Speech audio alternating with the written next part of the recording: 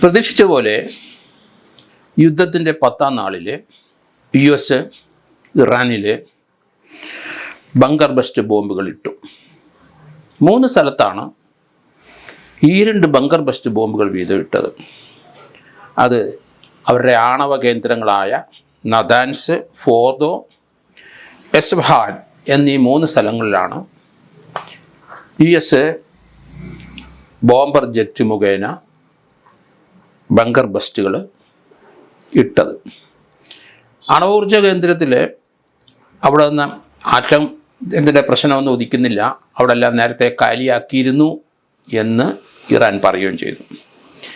Iran തിരിച്ചടിക്കും എന്നൊക്കെ കഴിഞ്ഞ കുറേ ദിവസങ്ങളായി 10 ദിവസവും ബീം പിടിക്കുന്ന നമുക്ക് കേൾക്കാം. പക്ഷേ ഇറാന് കൈവശം അത്യാധുനികമായ ആയുധങ്ങളൊന്നുമില്ല. അമേരിക്കയുടെ B-2 ബോംബർ ജെറ്റിനെ അതിനെ വെല്ലാൻ ലോകത്തൊരിടത്തും ഇപ്പോൾ അതിന് പകരക്കാരനില്ല. അമേരിക്ക 10ാം ദിവസം ഇത് ചെയ്യാൻ കാരണം ഇറാനോട് പറഞ്ഞ വ്യവസ്ഥകളെല്ലാം ഇറാൻ കാറ്റിപ്പറത്തി. കഴിഞ്ഞ 20 വർഷമായിട്ട് ഇറാൻ ആണവോർജ്ജം ഉൽപ്പാദിപ്പിക്കുന്നില്ല എന്ന് പറഞ്ഞുകൊണ്ടേയിരുന്നു. അത് UN വാച്ച് ചെയ്തിരുന്നു. 19ഓളം രാജ്യങ്ങൾ അത് വാച്ച് ചെയ്തുകൊണ്ടിരുന്നു, അമേരിക്കയും വാച്ച് ചെയ്തുകൊണ്ടിരുന്നു. പക്ഷേ 20 വർഷത്തിന് ശേഷം ഇപ്പോൾ ഇറാൻ കുറച്ചുകൂടെ അഡ്വാൻസ്ഡായി ആറ്റം നിർമ്മാണത്തിൽ എന്നാണ് രഹസ്യ വിവരങ്ങൾ US-നും മറ്റ് രാജ്യങ്ങൾക്കും യൂറോപ്യൻ രാജ്യങ്ങൾക്കും അതുപോലെ തന്നെ ഇസ്രയേലിന് ലഭിച്ചത്. അതുകൊണ്ടാണ് ഇസ്രയേൽ കുറേ നാളുകളായി പറയാൻ തുടങ്ങുന്നു, ആണവ കേന്ദ്രങ്ങൾ നശിപ്പിക്കണം, ഇല്ലെങ്കിൽ ഇസ്രയേൽ അത് നശിപ്പിക്കുമെന്ന് പറഞ്ഞുകൊണ്ടേയിരുന്നു. ഇപ്പോഴേ 10ാം ദിവസം അമേരിക്കയുടെ ഏറ്റവും ലോകം കണ്ടിട്ടില്ലാത്ത B-2 ബോംബർ ജെറ്റ്, അത് രാക്ഷസ പക്ഷി എന്നാണ് പറയുന്നത്, അതിന് ഒരെണ്ണത്തിന് ഏകദേശം 9,000 കോടി രൂപ വില വരും. അങ്ങനെ 20 എണ്ണം അമേരിക്കയുടെ കൈവശമുണ്ട്. അത് 1989 ആണ് ഈ സ്റ്റെൽത്ത് പ്ലെയിനുകൾ നിർമ്മിച്ചത്. ഇതിനകത്ത് 2 ക്രൂ മാത്രമേ ഉണ്ടാവുള്ളൂ. അത് പൈലറ്റും മിഷൻ കമാൻഡറും മാത്രമേ അതിലുണ്ടാവുള്ളൂ. സാധാരണ നമ്മൾക്ക് എയർ ഇന്ത്യയുടെയൊക്കെ നമ്മൾ കണ്ടു, ബോയിങ്ങൊക്കെ 2 എഞ്ചിനാണ്, ഇതിന് 4 എഞ്ചിനാണ്. ഇതിന് ലോകത്തിലെ ഒരു വിമാനവേദ പരിപാടിയും ചിലവാകില്ല. കാരണം ഇത് പെനിട്രേറ്റ് ചെയ്യാൻ കഴിയില്ല. ഇതിൻ്റെ സ്പീഡ് മണിക്കൂറിൽ 628 മൈലാണ്, ഏകദേശം 1100 കിലോമീറ്റർ സ്പീഡിൽ പോകും. അപ്പോൾ അത് പെനിട്രേറ്റ് ചെയ്യാൻ കഴിയില്ല. ഇത് നമുക്ക് കണ്ടാൽ അതിൻ്റെ പടം ഒക്കെ നമ്മൾ കണ്ടു. അത് നമുക്കിടെ ആകാശത്തോടെ വരുന്ന പരുന്ത്, അതിന് അതിങ്ങനെ വളരെ നേർത്ത പോലെ ഒരു വിങ് പോലെ അങ്ങ് പോകും. അതേ രീതിയിലാണ് ഈ രാക്ഷസ പക്ഷി bunker buster B-2 bomber flight. ഇത് 1980 അമേരിക്ക ആദ്യമായിട്ട് നിർമ്മിച്ചതെങ്കിലും 1999 സെർബിയയിൽ ഒരിക്കലും യൂസ് ചെയ്തിട്ടുണ്ട്. സെർബിയയുടെ വിപ്ലവ സമയത്ത് US ഇടപെട്ട് അവിടെ ഈ B-2 ബോംബർ ബസ്റ്റർ അതിൻ്റെ ഉപയോഗം നടത്തി 1999 സെർബിയയിൽ. പിന്നീട് 2001 ഇത് വീണ്ടും ഉപയോഗിച്ചിട്ടുണ്ട് അഫ്ഗാനിസ്ഥാനിൽ. ഇറാഖിൽ 2003 ഇത് ഉപയോഗിക്കേണ്ടി വന്നു. ഇപ്പോൾ അവർ ഒരു വാണിംഗ് അമേരിക്കയ്ക്കും ലോകരാജ്യങ്ങൾക്കും കൊടുത്തത്, അവർ ഇറാൻ്റെ ഗൾഫ് ഓഫ് ഒമാനും ഇറാനും റാസൽ കൈമയ്ക്ക് ഇടയിലുള്ള ആ ഹോർമുസ് സ്ട്രെയിറ്റ് അവർ അടയ്ക്കുമെന്നാണ്. അതിൻ്റെ അർത്ഥം അതടച്ചാൽ വടക്ക് വശം ആ കടൽ കയറി കിടക്കുന്ന നമുക്ക് നോക്കിയാൽ അറിയാം. വടക്ക് വശം ഇറാനും തെക്ക് വശം UAEയും അതുപോലെ തന്നെ ഒമാൻ്റെ ഒരു ഭാഗവും ഇതിന് ഏകദേശം 167 കിലോമീറ്റർ കടലിടുക്കിന് നീളമുണ്ട്, 96 കിലോമീറ്റർ വീതിയുണ്ട്. ഇത് അടച്ചു കഴിഞ്ഞാൽ ഈ വഴി കപ്പൽ ഗതാഗതം അനുവദിക്കില്ല എന്ന് ഇറാൻ പറഞ്ഞാൽ സൗദിയുടെ എണ്ണയും ഓയിലും വിൽക്കാൻ പറ്റില്ല. ഒമാനും പ്രശ്നമുണ്ടാവും.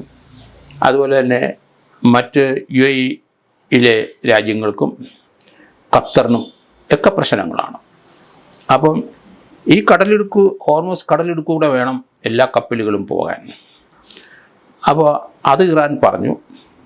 അങ്ങനെയെങ്കിൽ ഓയിലും എണ്ണ, ഓയില്, ക്രൂഡ് ഓയില്, ഗ്യാസ് ഇതൊന്നും ആ കടലിടുക്കൂടെ കൊണ്ടുപോകാൻ കഴിയില്ല. പക്ഷേ അത് നടക്കുമെന്ന് എനിക്ക് തോന്നുന്നില്ല. കാരണം ഇറാൻ്റെ ശക്തിയെല്ലാം പോയി എന്നാണ് ഞാൻ കരുതുന്നത്. കാരണം അമേരിക്ക ഇപ്പം 6 എണ്ണമാണ് 3 അവരുടെ സ്ഥലങ്ങളിൽ ഇട്ടത്. അതൊരു വാണിംഗാണ്. ഇറാനെ തീർച്ചയായിട്ടും ഒരു സമാധാനത്തിൻ്റെ ടേബിളിലേക്ക് കൊണ്ടുവരാൻ തന്നെയാണ് US നിശ്ചയിച്ചിരിക്കുന്നത്. ഡൊണാൾഡ് ട്രംപ് ഒരു കാര്യം പറഞ്ഞിരുന്നു. അദ്ദേഹം പറഞ്ഞത് സമാധാനം, പീസ് ത്രൂ സ്ട്രെങ്ത് എന്നൊരു വാക്ക്. ലോകത്തിലെ ഏറ്റവും വലിയ നാവികശക്തി, എയർഫോഴ്സ് ശക്തിയും എല്ലാം അമേരിക്ക തന്നെയാണ്.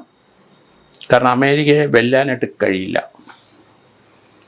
അതുകൊണ്ടാണ് US ലോകത്തിലെ പല സ്ഥലങ്ങളിലും അവരിടപെടും.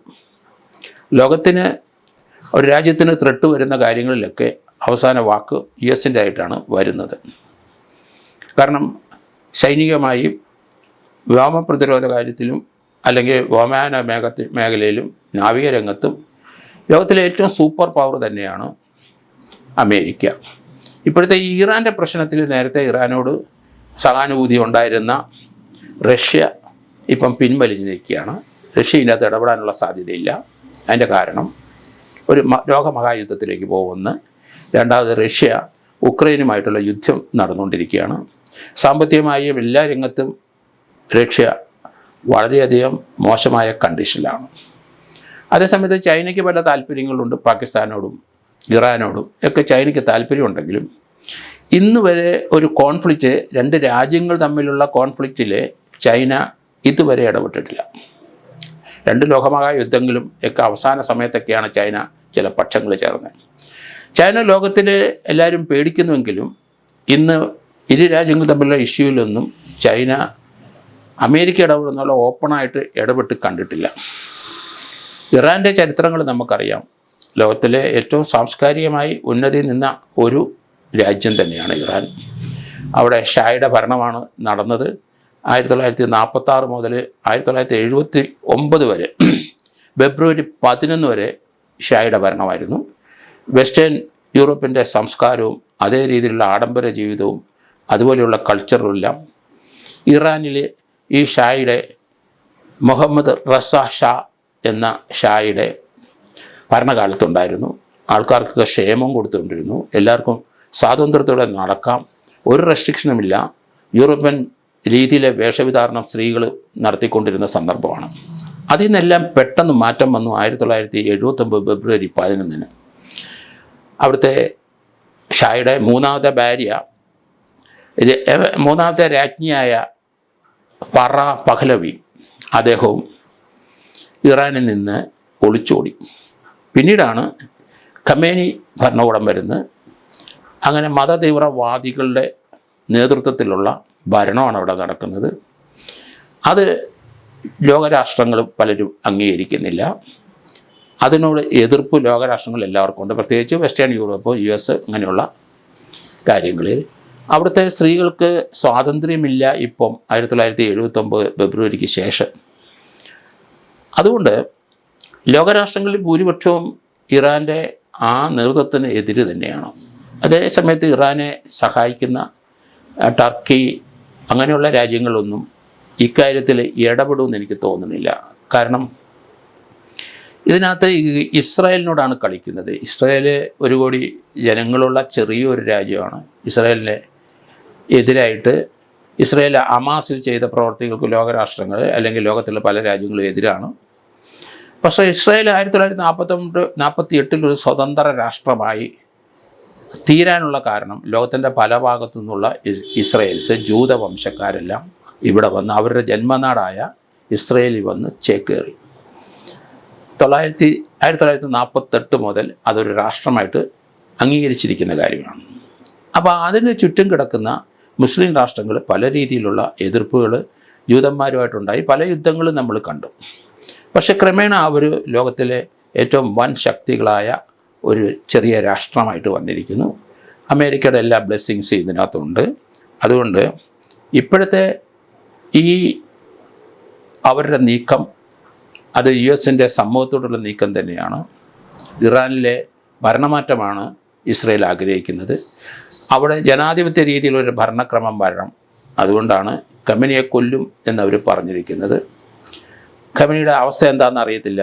അദ്ദേഹം അണ്ടർഗ്രൗണ്ടിലൊക്കെ തന്നെയാണ് കഴിഞ്ഞുകൂടുന്നതെന്ന് കരുതപ്പെടുന്നു. ചിലർ പറയുന്ന അദ്ദേഹം വധിക്കപ്പെട്ടു എന്നു.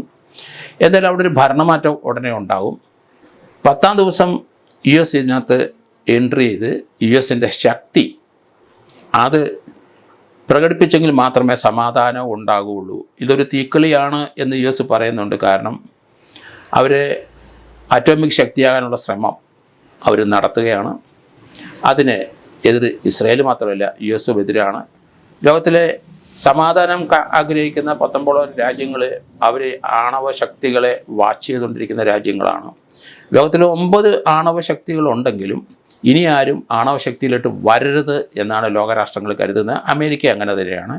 കാരണം അമേരിക്ക 1945 നാഗസാക്കിയിലിട്ട ബോംബ് ഏകദേശം അറ്റോമിക് 10 കിലോയുടെ യുറേനിയം അല്ലെങ്കിൽ പ്ലൂട്ടോണിയം ഇട്ടു എന്നാണ് കരുതുന്നത്. അതിൻ്റെ തിക്തഫലങ്ങൾ ലോകരാഷ്ട്രങ്ങൾ മുഴുവൻ അനുഭവിച്ചുകൊണ്ടിരിക്കുന്നത്. പ്രത്യേകിച്ച് ജപ്പാൻ ആണവ വികിരണം ഉണ്ടായി. പക്ഷേ ഇറാൻ ഇപ്പം പറയുന്നത് അവിടെ ഈ 3 സ്ഥലത്തു നിന്ന് ആവശ്യമായ കരുതലെടുത്തുകൊണ്ട് ഈ ബോംബർ അവിടെ ഈ 3 സ്ഥലത്തും അവരുടെ ആണവ കേന്ദ്രത്തിൽ 3 സ്ഥലത്ത് ഇട്ടതുകൊണ്ട് കരുതലെടുത്തുകൊണ്ട് ആണവ വികിരണം ഉണ്ടായിട്ടില്ല, ഉണ്ടാകത്തുമില്ല എന്നവർ പറയുകയും ചെയ്തിട്ടുണ്ട്. എന്തായാലും അമേരിക്കയുടെ ഇടപെടലോടുകൂടി ഒരു സന്ധി സംഭാഷണം നടന്ന് ഇറാൻ ആണവ നിലയം അവർ സമാധാന ആവശ്യത്തിന്, എനർജിയുടെ ആവശ്യത്തിന് മാത്രം ചെയ്തോളൂ എന്ന് ബാക്കിയുള്ള കാര്യത്തിൽ ആണവ ശക്തിയാൻ അനുവദിക്കില്ല എന്നുള്ള രീതിയിൽ ഒരു സെറ്റിൽമെൻറ്റ് വന്നാൽ ഈ യുദ്ധം അവസാനിക്കും എന്നാണ് ഞാൻ കരുതുന്നത്.